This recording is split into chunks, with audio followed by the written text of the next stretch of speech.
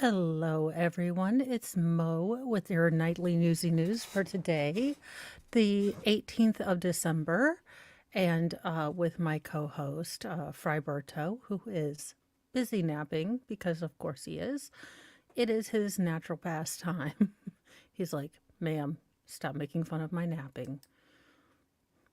So, our first story today is about a family who maybe got a little more than they were expecting in their Christmas tree.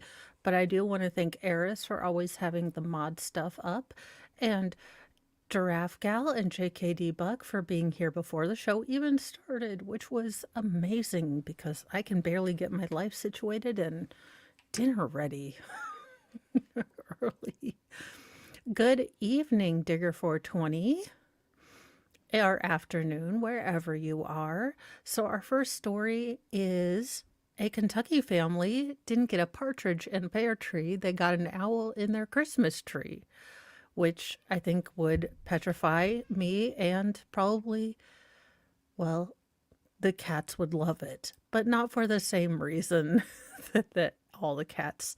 But there you go. A baby owl who apparently was just going to live in the tree. Poor owl. Oh, I'm glad someone was able to get it. All right. From Lexington, Kentucky, so very near me. Hello, Phoenix Fire. Thank you for joining and becoming a member. And yeah, thanks for watching me on Megan Fox. I I love Megan's show, but many times I'm on there and I'm in a mullet wig or something. So I want to say this channel's a bit more serious, but meh, not in as such. One Kentucky family got a little something extra when they picked out their Christmas tree this year. An owl. Oh, look how everything coordinates in their tree. They are not chaos demons.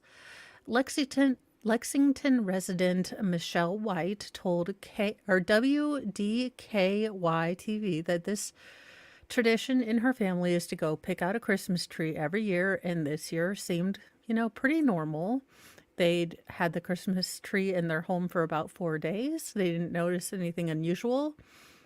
She says, I have 3 dogs, and we use this room nonstop, watch TV. The kitchen's right there, no indication. Bobby Hayes, who owns Magic Carpet Cleaning, was at the home while the family was out, noticed the bird after plugging in a piece of equipment and seeing the tree start to sway. The owl was literally sitting on a lower limb there, Hayes said. It crawled up the tree further, Hayes said, and it took me several minutes to even find it. He sent photos to White, who said she was glad that he was there to deal with the animal. Hayes was able to safely release the owl into the family's backyard. Hopefully the baby will be able to get back. And then there was a correction. We are not sure that the owl is in fact a baby. So thank you for being here, JKD Buck. Yes. It might not have actually been a baby, but it's a cute story and it's a little tiny owl. Little teeny tiny owl.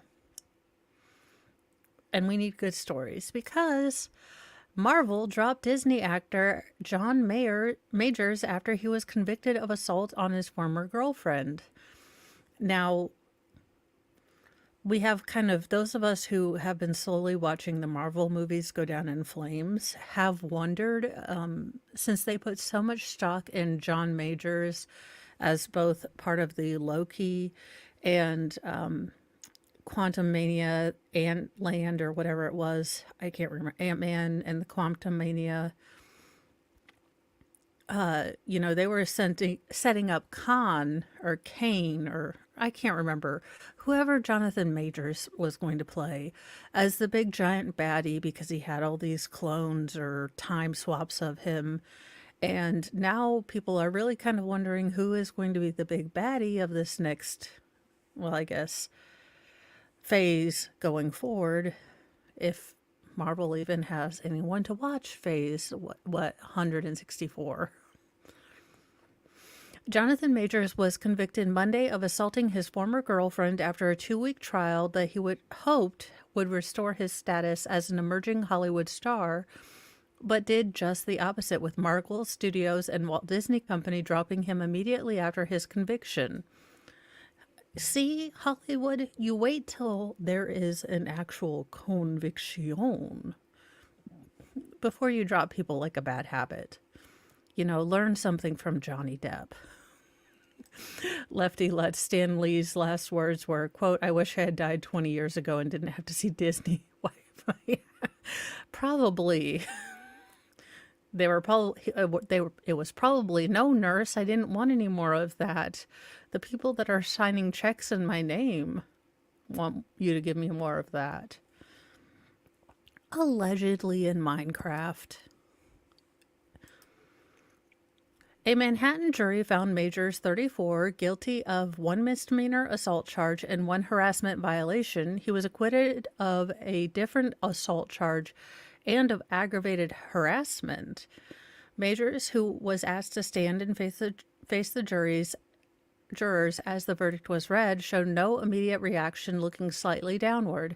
He declined to comment after he left the house or the courthouse. So again, Hollywood, this is how you do it. You wait until at least a jury of his peers found him guilty, given all of the facts and evidence that were able to go into court. Then you decide whether to move forward or not. Disney and Marvel immediately dropped Majors from all upcoming projects following the conviction, said a person close to the studio who was granted anonymity because he wasn't authorized to speak publicly on the matter. Hello, HT. Majors had earlier planned to be a central figure with the Marvel Cinematic Universe, which I don't know how much longer there's going to be a Marvel Cinematic Universe, playing the antagonist role as Kang. Sorry, I knew it was Kang. DK Cripple. Okay, I like your name. Welcome, welcome. Now, it is kind of interesting to see who they are going to get to kind of be the big bad now that this is no longer an option. Majors, whose credits include The Last Black Man in San Francisco, Devotion, The Five Bloods, has been one of the fastest rising stars in Hollywood. The actor, who attended Yale School of Drama, also starred as a troubled amateur bodybuilder in, quote, Magazine Dreams, which made an acclaimed debut at the Sundance Film Festival.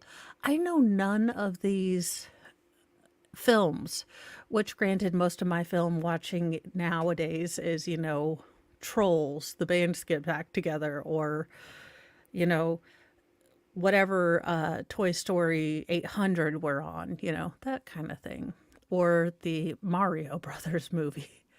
So if it's, you know, something kind of artsy-fartsy, I probably haven't watched it. Manhattan District Attorney Alvin Bragg said in a statement that the trial showed a pattern of abuse and coercion that a jury determined, quote, culminated with Mr. Majors assaulting and harassing his girlfriend. Majors' sentencing was set for February 6th. He faces the possibility of up to a year in jail for the assault conviction, though parole or other non-jail sentences are also possible. I think you're going to have a divergence of ideology and opinion about sentencing, because you're going to have, you know, the justice reform people say this is a first-time offense, and, you know, he should be leniently treated. And then you're going to have the Me Too Time's Up people get very offended if a man who was convicted of any wrongdoing gets away with anything less than, you know, hard like labor in a gulag. So it will be interesting to see those divergent, sort of convergent and divergent ideologies and how that plays in the sentencing aspects, because as you know, the state gets to ask for their second sentencing recommendations, the defend back statements. So I do want to see how that kind of goes. The charge stemmed from a dispute between the Creed 3 actor and his girlfriend, Grace Jabari, that began in the backseat of a chauffeured car and spilled into the streets of Manhattan one night last March. Jabari, a 30-year-old British dancer, accused Major of attacking her inside the car, saying he hit her in the head with his open hand, twisted her arm behind her back, and squeezed her middle finger until it fractured. She said she suffered excruciating pain. Having not broken a finger, or maybe fractured it, it is pretty painful, so I can understand that. Major's lawyers said she was the aggressor, alleging that she flew into a jealous rage after reading a text message from another woman on his phone. They said Jabari had spread a fantasy to take down the actor, who was only trying to regain his phone and get away safely. The verdict dealt a major blow to Majors, who was on the verge of Hollywood stardom until his arrest that sent his career into a tailspin. Now, I will say that even though he's been convicted, and I'm trying to be a better person next year, so I'm just going to try it on for size.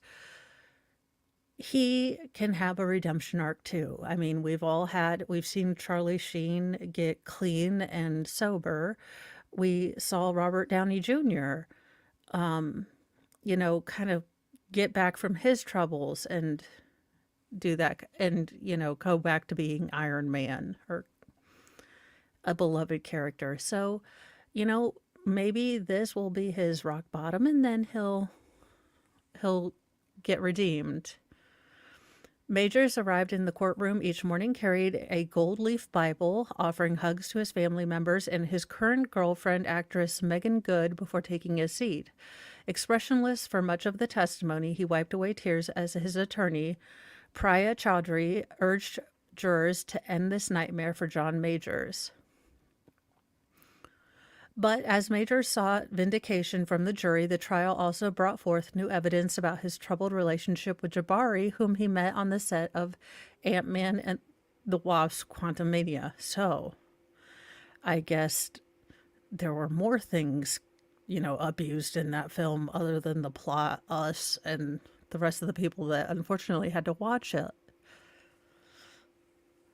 Accusing Majors of being both cruel and manipulative in his pattern of abuse, prosecutors shared text messages that showed the actor begging Jabari not to seek hospital treatment for an earlier head injury.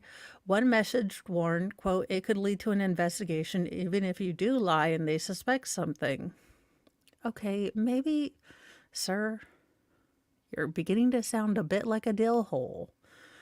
They also played audio of Majors declaring himself, quote, "a great man," unquote, then questioning whether Jabari could meet the high standards set by spouses of Martin Luther King and Barack Obama. Coretta Scott King forgave a lot in Martin Luther King if his epic horror is, anything beyond alleged. And cocaine-filled orgies, around wherever he was speaking aren't, the stuff of FBI legend, not to mention his contemporaries talked about it a lot. Yeah, Martin Luther King allegedly was a bit of a man about town wherever he went. And there are allegations of abusive cocaine orgies. Allegations. Oh, yeah, MLK.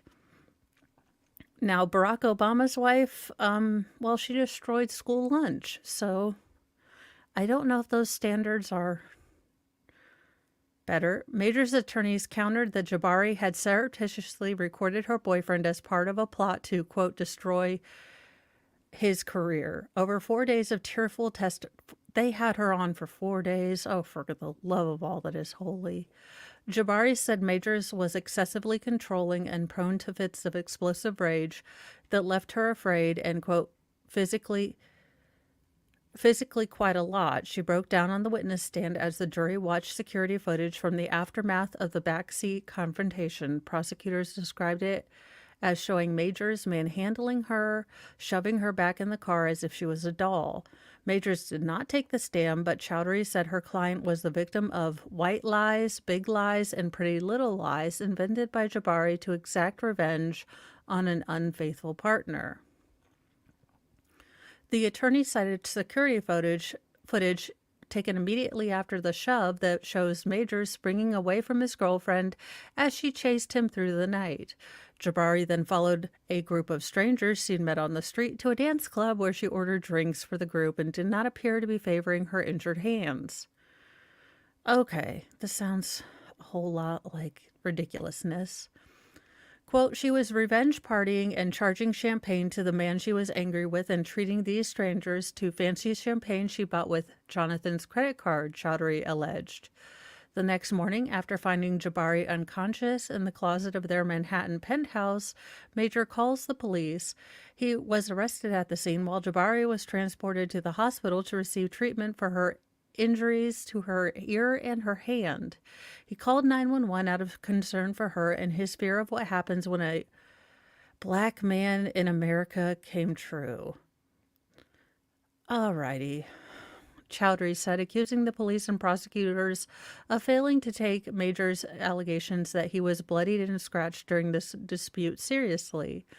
In her closing arguments, prosecutor Kelly Galway said Majors was following a well-worn playbook used by abusers to reverse the narrative by casting their victims as the attackers.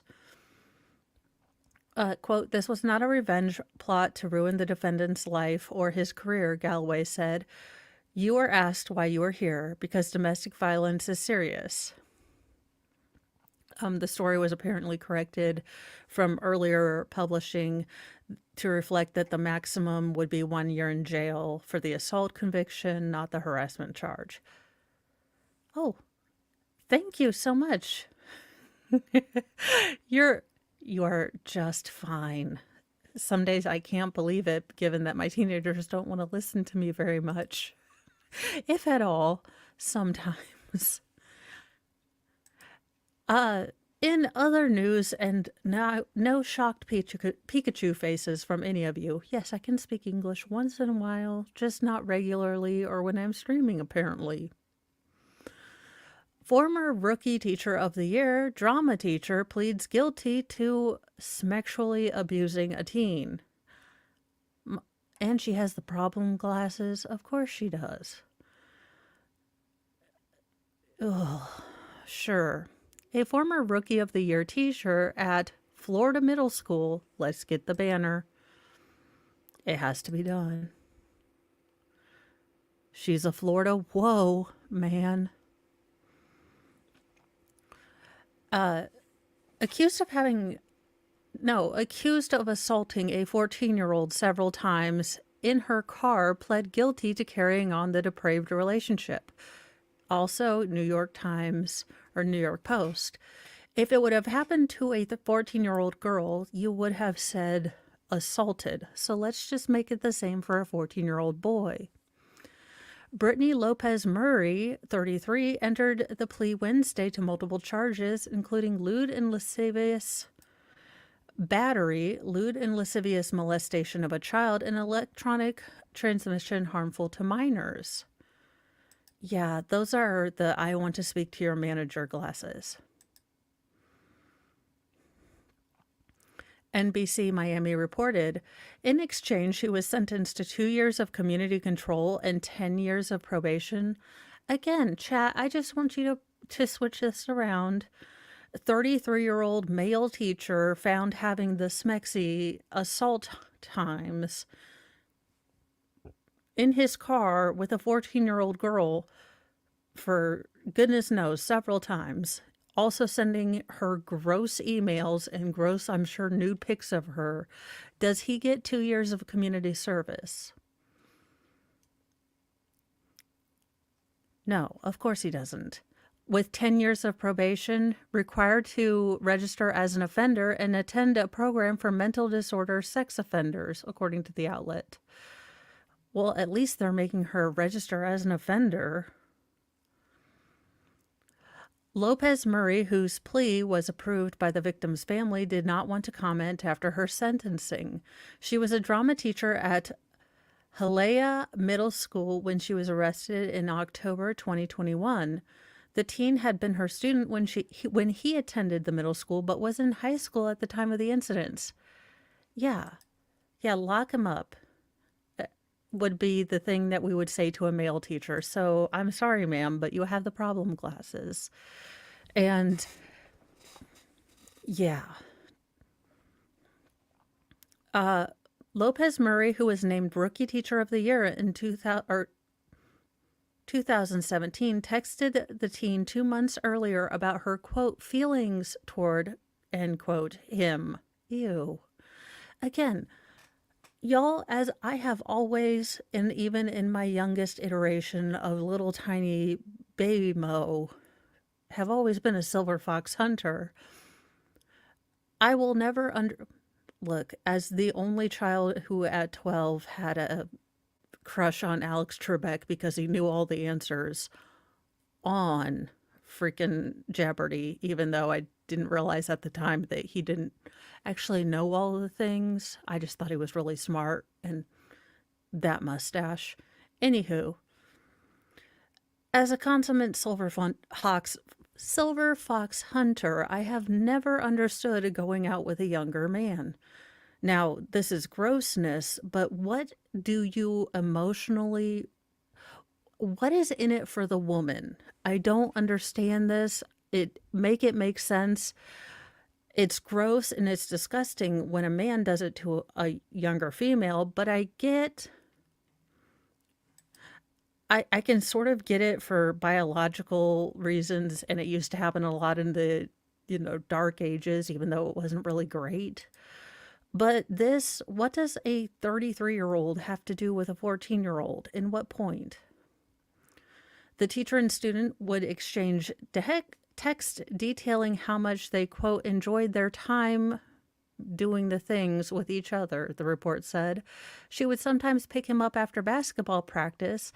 Then the two would engage in these acts in her car. Well, at least the pair met for coffee, which led to multiple dates where they would have encounters in her car, including the parking lot of a mall. Yeah, seriously, he's talking about roadblocks. She's talking about what, like romance? Make it make sense. For the love of all that is holy. I mean, generally at 13 to 14, boys are either refusing to bathe and wear deodorant, or they are drowning themselves in Axe body spray or whatever smelling thing they have now. Axe became big when I was younger, so I'm dating myself, but seriously. The defendant also groomed, enticed, and encouraged the victim to send child grossness images by writing things such as perfect and yummy, in according to the arrest affidavit cited by the outlet. Lopez Murray's actions were uncovered after the student's sister saw the explicit text and photos between him and the teacher.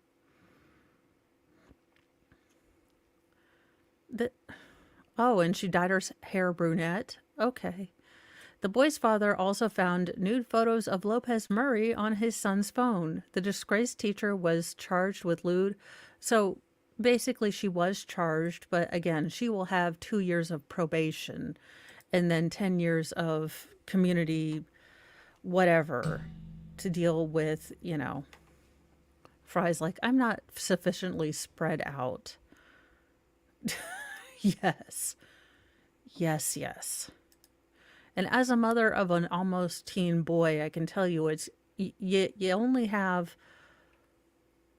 the two extremes. You either have wants to bathe in aftershave and cologne, or Mom, I took a shower like 4 days ago, and why do I have to use soap? There is not a middle ground with these weird teenage creature boys. I don't understand it. I don't get it. I would think that you would want to maybe possibly smell or look nice, or at least have teeth that aren't growing mold. But that is another here nor there thing. In sad but related Jeopardy news, Mayim Balik Gosh, I hope I said her name right. Yes, thank you. Is out as host of syndicated game show Jeopardy! Mayim Balik, maybe I'm saying that. Look, she used to be on Blossom. I'm just going to call her Blossom from now on. Ma'am, look, I butcher names unintentionally. Bialik. She's just Blossom from now on. This is how it's going to be. Or Amy from The Big Bang Theory. As the holiday breaks begins in Hollywood, I have some Jeopardy news. Blossom wrote on Instagram Friday. Sony has informed me that I will no longer be hosting the syndicated version of Jeopardy! The 48-year-old Blossom and Call Me Kat alum added, I have never seen Call Me Kat. I am incredibly honored to have been nominated for a Primetime Emmy for hosting this year, and I am deeply grateful for the opportunity to have been a part of the Jeopardy family. For all of you who have supported me through this incredible journey, and to the fans, contestants, writers, staff, and crew of America's favorite quiz show, I say thank you. So, I've always liked her as a character. I also really like that she, I think, did a math dissertation. She was very highly skilled in some sort of science thing. And then she got back into acting a while back. We have made a decision to have one host for the syndicated show next season and to maintain continuity for our viewers, and Ken Jennings will be the sole host for the syndicated Jeopardy!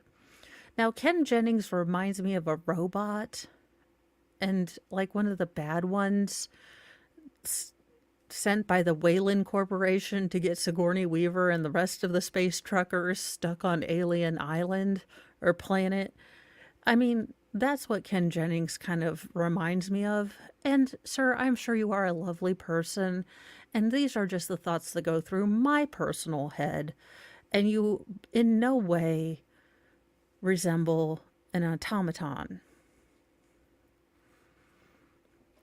We are truly grateful for all of Mayim's contributions to Jeopardy! And we hope to continue to work with her on primetime specials.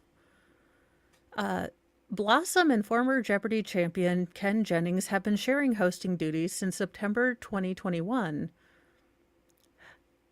Alex Trebek presided over the show from 1984 until he died of pancreatic cancer in November of 2020.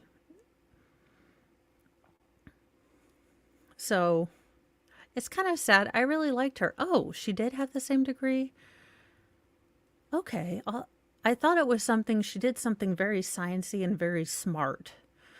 And when I was pregnant with my youngest, most feral, had he been a girl, I was just going to name him Six. Now, no one agreed with me on that, and there's probably a reason God made him a boy, so he wouldn't have been named Six. Yes. He is definitely... Okay, Digger420 said she returned to earn her doctorate of philosophy degree in neuroscience from UCLA in 2007 under Dr. James McCracken. Aha. Well, yeah, so there is a reason that that God made number 6 a boy, because had he not, he would have been named 6, and then all the issues. So that's not terribly good. But in other news, I did report about this early this morning, but Ruby Franke did in fact plead guilty. And it seems like, according to this article, she seemed to be humbled a bit. Ruby Franke, wearing gray and white clothing, pled guilty to each of the first 3 charges individually, and on the 4th she said, "With my deepest regret and sorrow for my family and children, guilty." Judge John J. Walton accepted the plea agreement and scheduled sentencing for February 20th. The agreement leaves the sentencing up to the judge, and does not rule out prison time, her attorney, Lamar Windward, acknowledged. Windward Law announced in a statement Friday that the alleged abuse occurred while Frankie was influenced by the relationship counselor. So, I mean, she definitely pawns a lot of this off on Jody, which, having read some of the things that Jody has done to previous families, is not that far from the mark. However, unfortunately for Ruby, there were, you know, streams or posts of hers that predated the kind of Jody era, let's say, the Jody Hildebrand era, where she was, you know, kind of bragging about not taking her 6-year-old daughter lunch because it would, excuse me, it would learn her a lesson, you know, and oh, we're not going to give Christmas to our youngest two children because they've not been great. Just,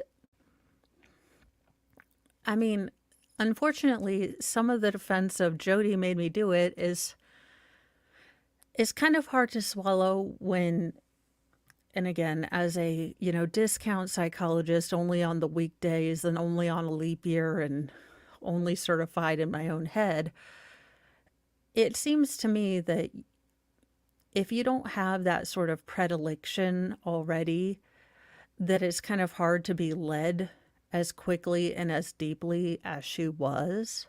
So she definitely seemed to have very high thoughts of herself morality wise. And she did like to tell other women how they were screwing up all the time and how we lesser beings were being terrible parents.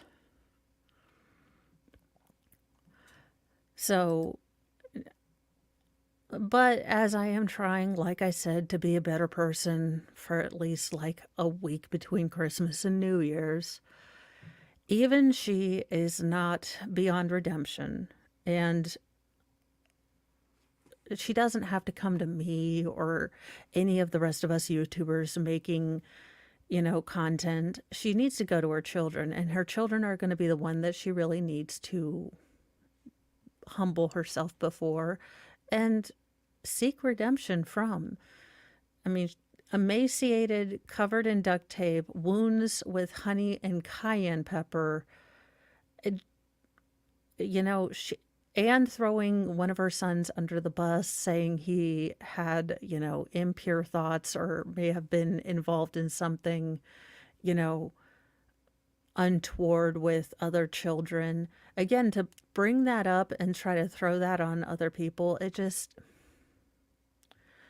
if this is her rock bottom, then she needs to start really humbling herself, not before me or any other of us random people that are babbling on the internet, but to her family and to her children. And it's going to be up to her children and her family how they decide to receive that humility and, you know, when, if they're able to forgive her.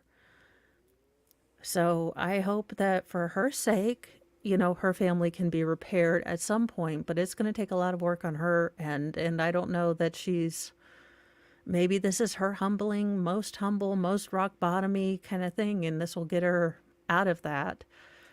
I just hope she doesn't try to make this a redemption arc on YouTube, because that'll piss me the hell off. This needs to be something that needs to be handled in private, and you need to keep those kids out of the spotlight because you dragged them in there when they didn't have any say about it. But that's enough of me ranting.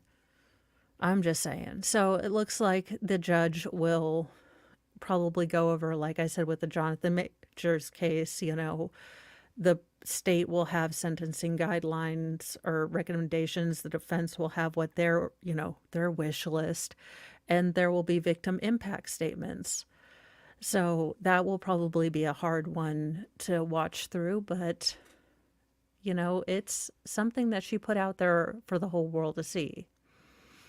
Now, if this could just happen to me when I'm at my local Goodwill, a vase bought for $3.99 from a Virginia thrift store just sold for $100,000. Now, why this could never, to be fair, I'm going to be honest with you guys. If I had this on the shelf, I would never pick it up even if I knew it was that expensive. It's not my jam. It looks like a Christmas tree light, which, if it's your jam, it's your jam. But I would never even imagine that it would be that expensive. Jessica Vincent fondly remembers embarking on frequent thrifting trips at secondhand stores, yard sales, flea markets with her mother as a child. It's a habit she retained into adulthood, and one that on Wednesday turned into a six-figure windfall for the Virginia Richmond native and the art and design auction house Wright, when a glass vase she purchased for $3.99 sold for over $107,000. Again, could this ever happen? But like I said, honest, hand to heart, I would not pick this up, even if it was $3.99. So it would be found by someone else. Vincent told CNN she and her partner are regular shoppers at the Goodwill store in question, probably 2 or 3 times a week, she said, adding that thrifting was just a fun thing to do for a different thing to do on the way home to decompress. On the day of her lucrative purchase in June, Vincent noticed the vase immediately. Quote, "People tell me I have a good eye," she said in a phone interview. "You can put me in the middle of an aisle with a bunch of dollar store stuff and I can pick out the one item with a bit of value. I feel like I've trained myself. I've watched a lot of Antiques Roadshow." The bottle design features a swirling pattern elegantly blown with translucent red and opaque seafoam green glass. "As soon as I picked it up, I knew it was a nice piece," Vincent continued. "I had no idea it was so nice, but I just knew it was good quality, and I couldn't believe no one had picked it up before me." Crucially, Vincent said she recognized the markings on the vase's base, indicating it was made in Italy from a high-end Murano glass. But one word remained a mystery to her, so once home, she shared photos of the piece and its insignia in a glassware Facebook group. Fellow members and those in a separate group dedicated to Murano glass soon identified the missing word as Vieni, as in framed Italian glassworks company. I know all of this stuff because me in class wear like this. Quote, "They were like, yeah, this is really good," Vincent recalled. "Some people were throwing out different makers and designers until one person was like, oh, that's a Carlo Scarpa, very top shelf, every collector's dream. It transpired that the vase is from, I'm going to go say Penatelli, but that's not right.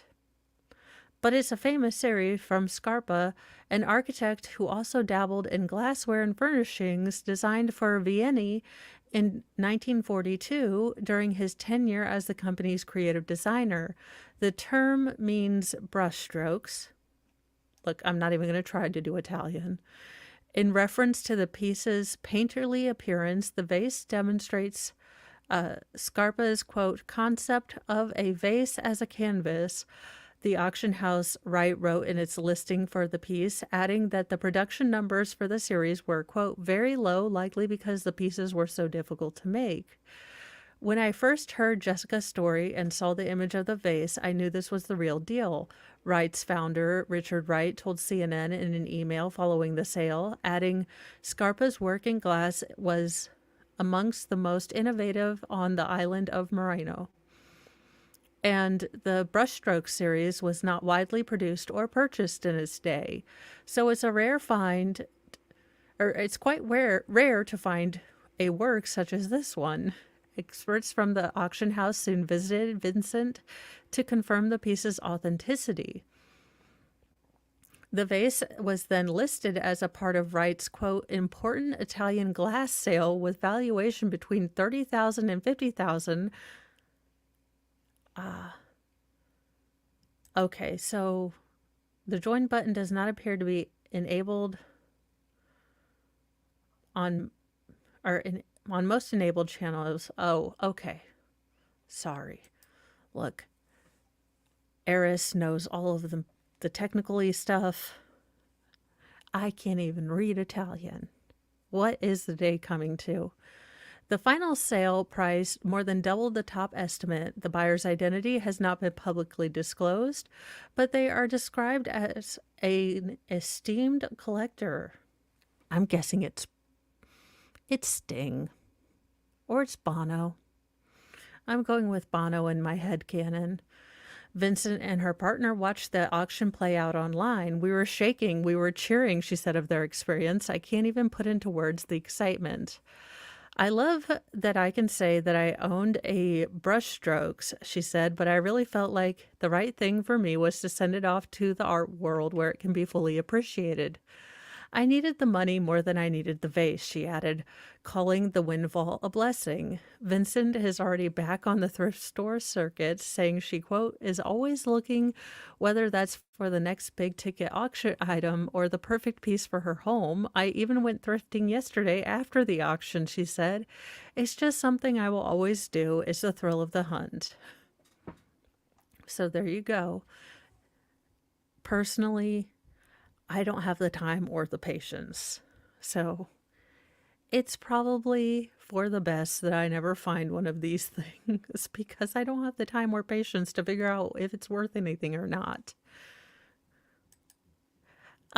So in a story that exploded like a terrifying gif that you can't unsee and bleach for the eyes, meet Aiden Massey Karaposky, the ex-Senate staffer who allegedly filmed the Smexy in Congress scene, which, you know, honest to God, might not be the most sacrilegious thing that's ever happened in the Capitol.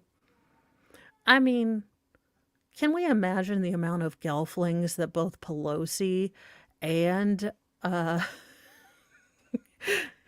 and Ruth Bader Ginsburg in her heyday had to drain dry just to, you know, stay alive, and or stories from the Senate bar. I mean, I'm just saying that this is probably, well, one of the least weird things that has ever been caught going on in the Capitol building.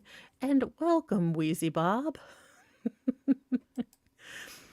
The former Senate staffer accused of having filmed his fun time in a Senate Judiciary Committee hearing room is an environmentalist who has been climbing the ranks of the Democratic Party since he was a teenager and has a history of posting risque comments on social media.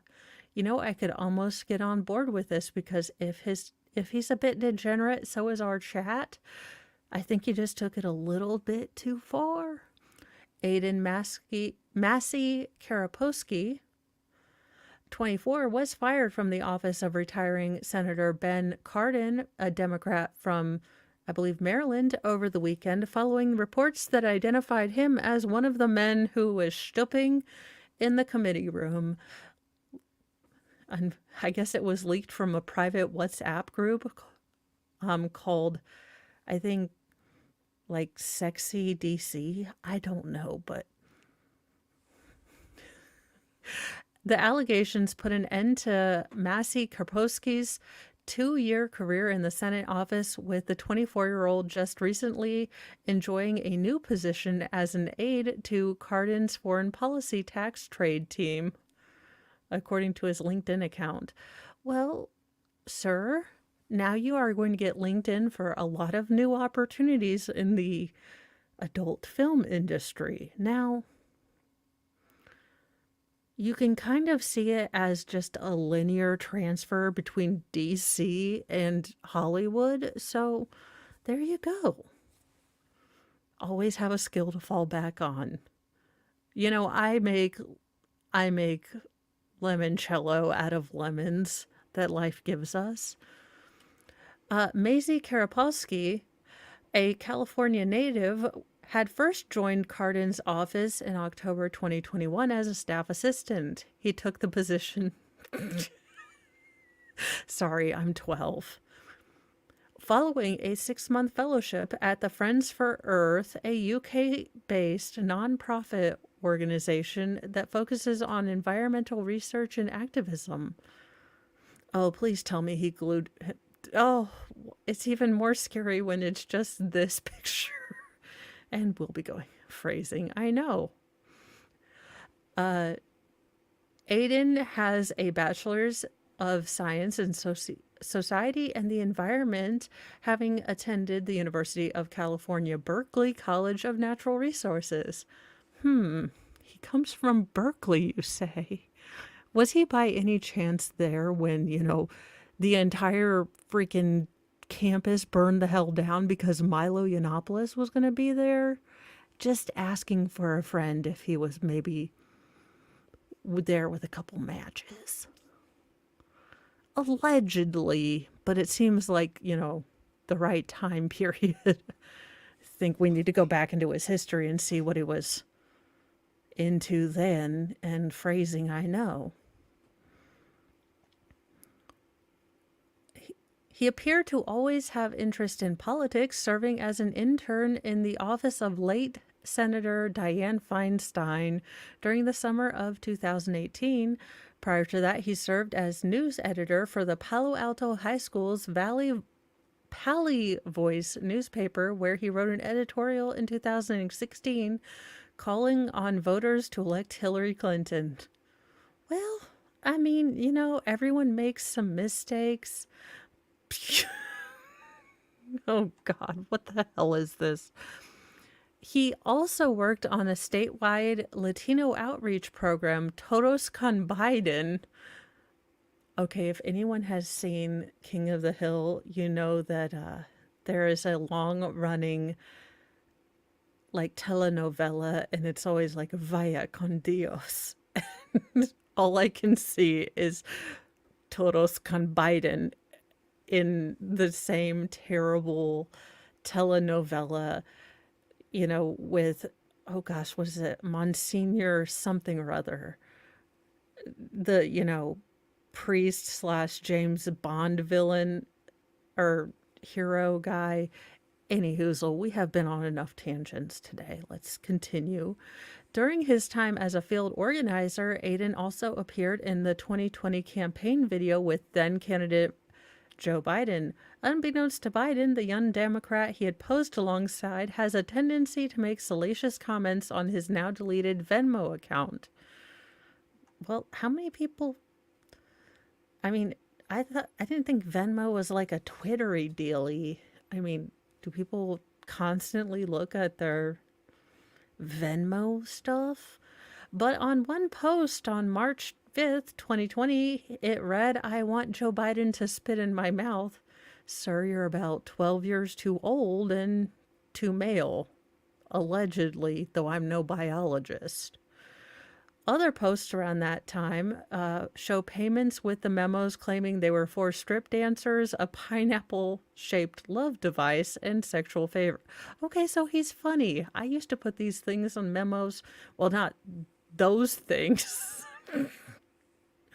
Have I been saying Aiden and his real name is Andre? Crap.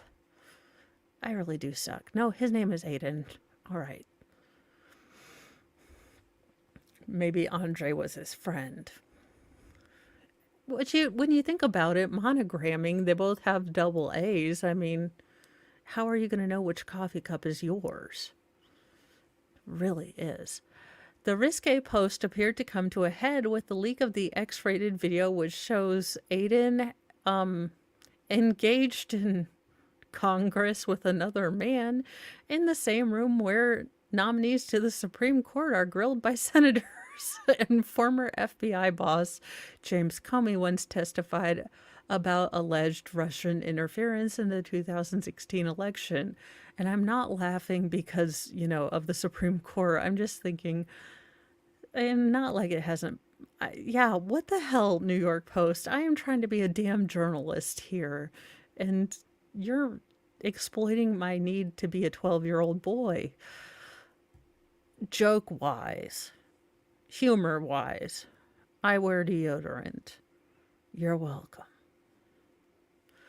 Aiden is no longer employed by the U.S. Senate. We will have no further comment on this personnel matter, a Cardin spokeswoman told the Post following news of the video. The United States Capitol Police have since launched a probe crap, into potential criminal violations after the video began circulating.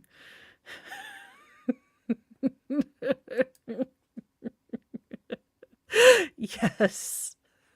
Well, there. Okay. Alrighty. Well, so Aiden admits that he, quote, showed poor judgment, but claimed in a social media post that he's being victimized over the video.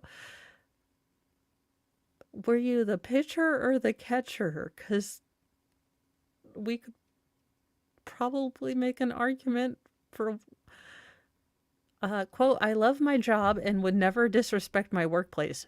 Sir, you videotaped yourself collaborating with another man without clothes in the same room where Senate does something when they want to appear like they're working. Any attempts to characterize my actions otherwise are fabricated, and I am exploring legal options that are available to me in these matters. Sir, saying that you were stooping another dude in the Congressional House of the People is not victimizing you. It's truth. It's also kind of fun, hilarious, and uncomfortable all at the same time. In other news, NBA G League player and girlfriend.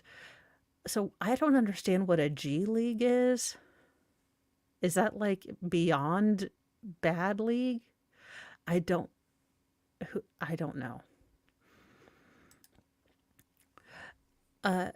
Quote, execute murder plan accused of killing woman in Las Vegas Valley, police say. So this is from Las Vegas. It's from KLAS. A G League Stockton Kings basketball player and his girlfriend are accused of unaliving a woman who had been reported missing, according to Las Vegas Metro Police. Now, I don't know what a G League is. Maybe it's like their minor leagues.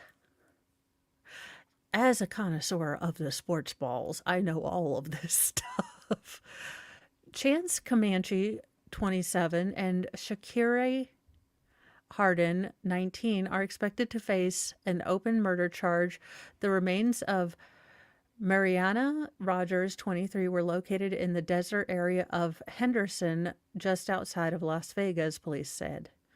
Oh, thank you. I will look at that as soon as I get done here, because I can only do one thing at a time. I'm about as good as my husband at multitasking. This is terrible. Rogers, a medical assistant from Washington State, had been reported missing. Loved ones told 8 News Now investigators she had been last seen on December 6th during a visit to Las Vegas with friends. Police said she was reported missing on the afternoon of December 7th. She looks like a beautiful young lady. This is terrible. Police learned that Rogers was out with friends on December 5th and had prearranged a meeting with Hardin, who would bring her boyfriend, according to a news release. Detectives suspected foul play and obtained evidence to arrest Comanche and Hardin, police said. Comanche was taken into custody on Friday by a California FBI criminal apprehension team in connection with the disappearance, 8 News Now investigators have learned. So he was taken to a Sacramento County jail after a warrant for first-degree kidnapping was issued in a Las Vegas court. So then he'll be extradited back to Nevada. I still don't understand why. I mean, not that there's ever really a good reason for this, but On Friday, the Stockton Kings released Comanche. A team spokesperson declined to comment further on the matter. The Stockton Kings played the G League Ignite at Dollar Loan Center in Henderson on December 5th, a day before loved ones said that Rogers disappeared. It's unclear how long Comanche had been in Las Vegas. The Stockton Kings played the Rip City Remix in Portland, Oregon on December the 7th. Hardin Harnden, 19, was taken into custody on first-degree kidnapping charges on December the 13th. She was arrested in Las Vegas as of Sunday morning. She remained in downtown Las Vegas jail with a $500,000 bail. Loved ones told 8 News Now investigators that Rogers had a good job and would never leave her family back home in Washington state or abandon the dog she brought to Las Vegas. A criminal complaint for the kidnapping charge against Harnden stated that she detained or held Rogers against her will and without her consent for the purpose of unaliving her or inflicting bodily harm. So I'm trying to figure out how he gets into it unless he was needed to subdue her. A criminal complaint for kidnapping charge against Harnden states, the Las Vegas Justice Court Judge Diana Sullivan set Harnden's bail at $500,000 on December 14th, according to court records. Conditions included high-level electronic monitoring. It's also noted for the, quote, state to notify the court immediately if the alleged victim is located alive.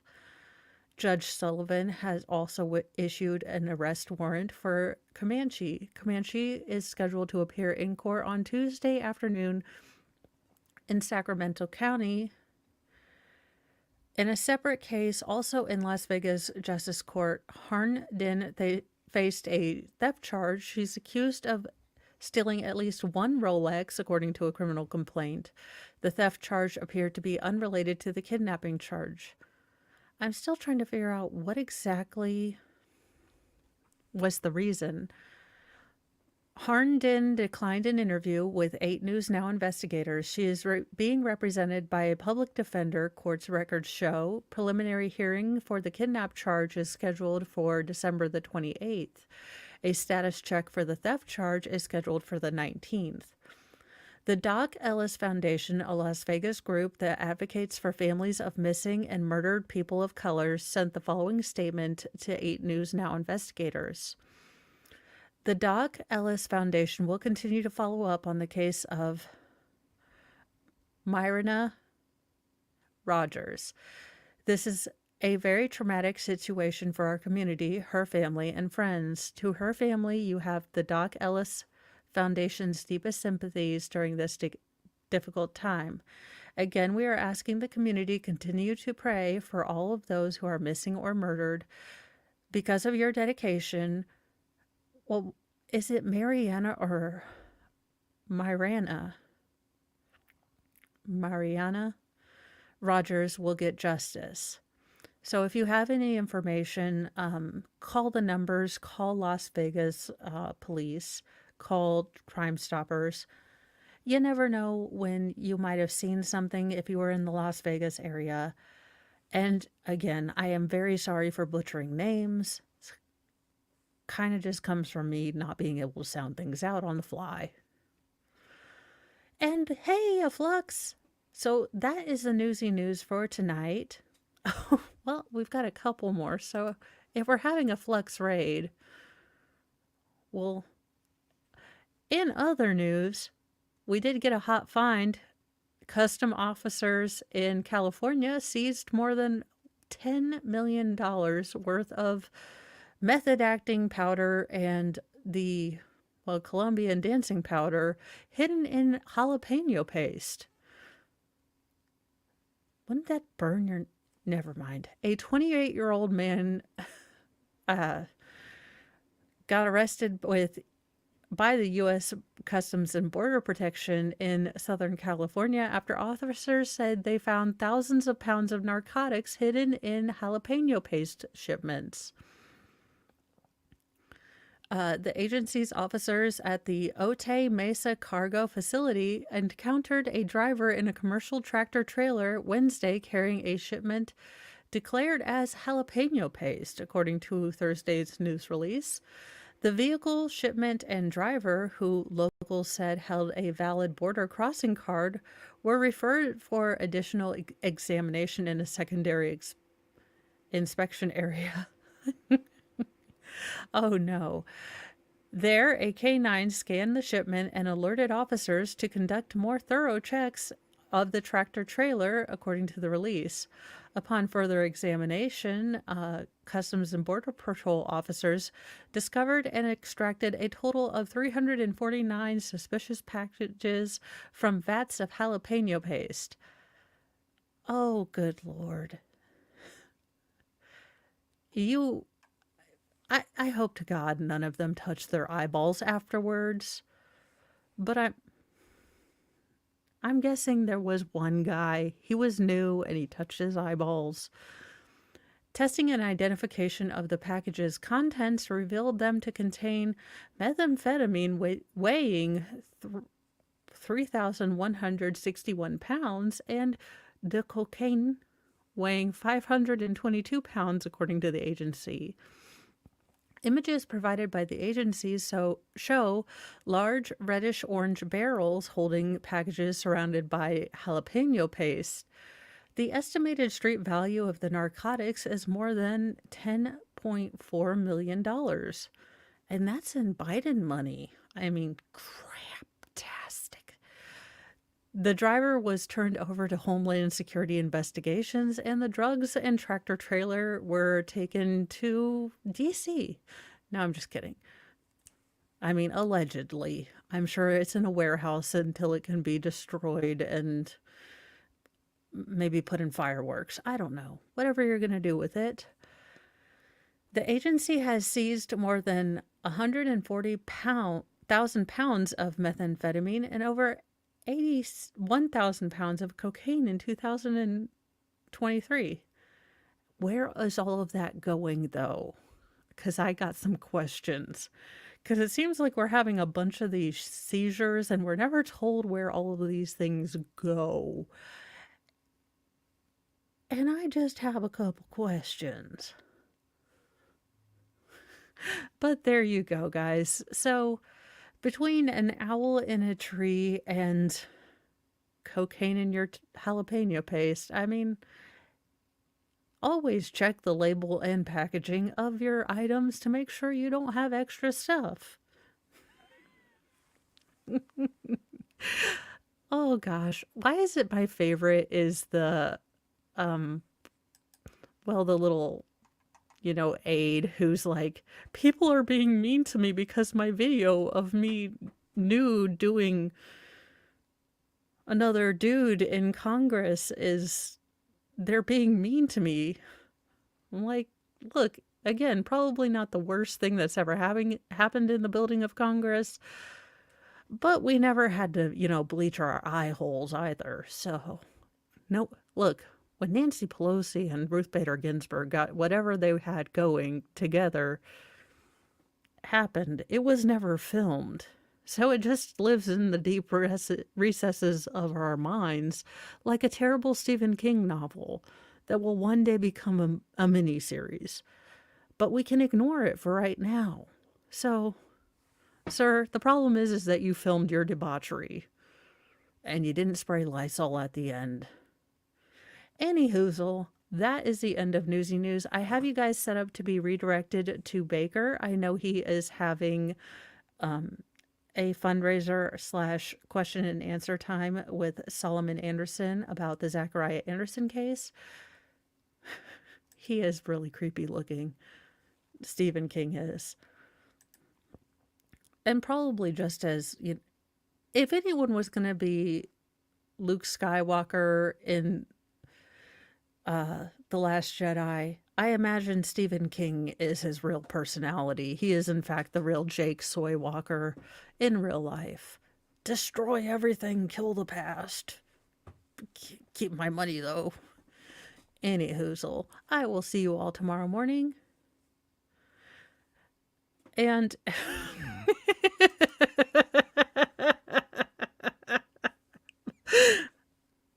I hope that was the joke that I was supposed to get. I will see you guys later. Have a wonderful evening. Go over and take a look at what Baker's doing. He was doing a serious stream, and we will be back almost ready in the morning. Hopefully, I will have matured through the night. We never know. I'll see you guys later. Bye, guys.